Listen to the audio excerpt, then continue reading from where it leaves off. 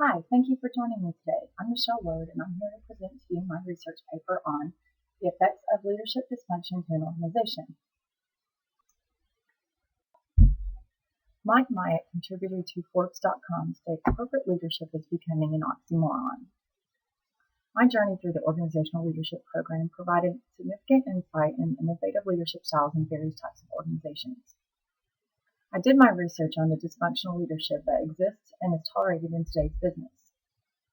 Ultimately, when leadership is misplaced or misused, toxicity overtakes and ultimately destroys every sector from the inside out. The term leadership is used consistently in today's organizations. However, whether or not it is used appropriately is debatable.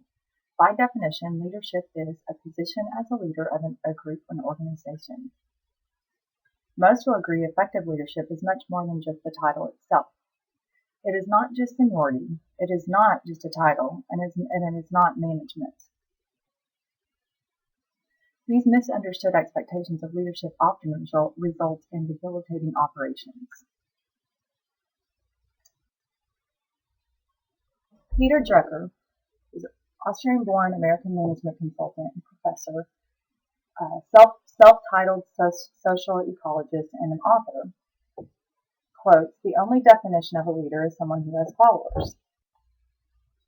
Warren Bennis, an American scholar, organizational consultant, author, and known by being the pioneer of contemporary leadership studies, says leadership is the capacity to translate vision into reality.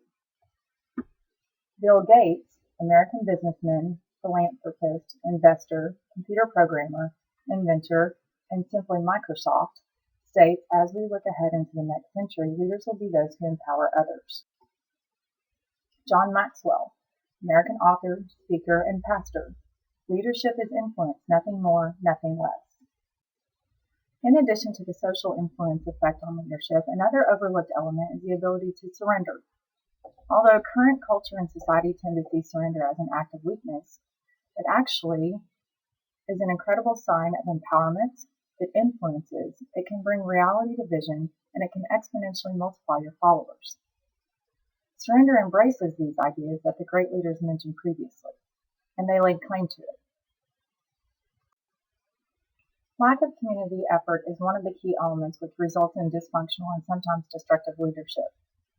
By definition, dysfunction is simply the condition of having poor and unhealthy behaviors and attitudes within a group of people. What it is not is collaboration, innovation, community, and imagination. As leadership becomes toxic, the organization and everything within becomes contaminated. A well-written concept of toxic leadership is documented in the U.S. Army's Leadership Bible. One of the statements within the document is, toxic leaders consistently use dysfunctional behaviors to deceive, intimidate, coerce, or unfairly punish others to get what they want for themselves.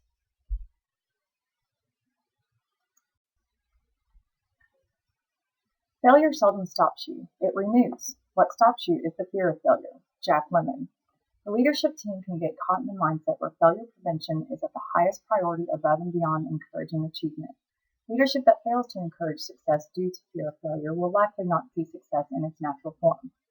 It affects the creative thinking, taking risks, and sustained innovation.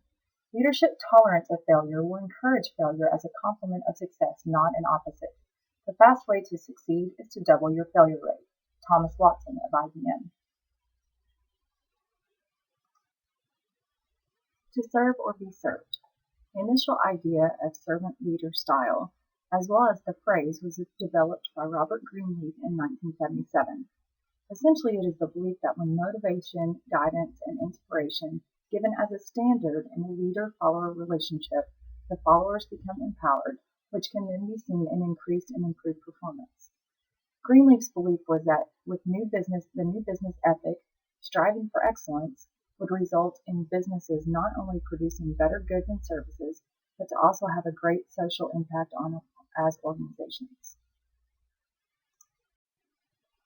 Great leaders who at one point were considered those with charisma, a commanding presence, and vision now tend to lead by example. They follow the golden rule, and they also believe that behaviors are important.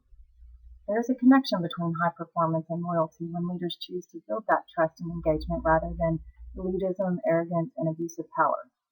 This is also called servant leadership. Servant leadership is a style that focuses on the behavioral and emotional side of communication and engagement with followers, with two main supporting ideas: ethical behavior and concern for followers.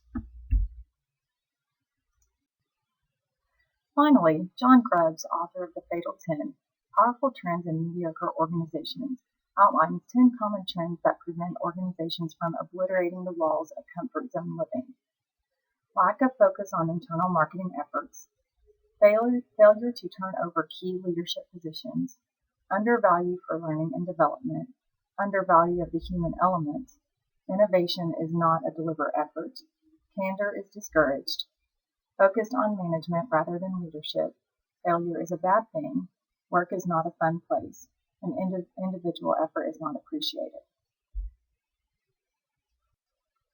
In essence, open communication and treating others as one would want to be treated is a key element to avoid dysfunction.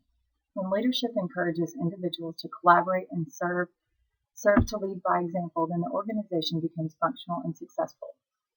There is something to be said when leaders follow a moral obligation to truly act on behalf of others and gain respect. As Gandhi stated, be the change you would wish to see in this world. This is where leadership can flourish. Thank you for your time today.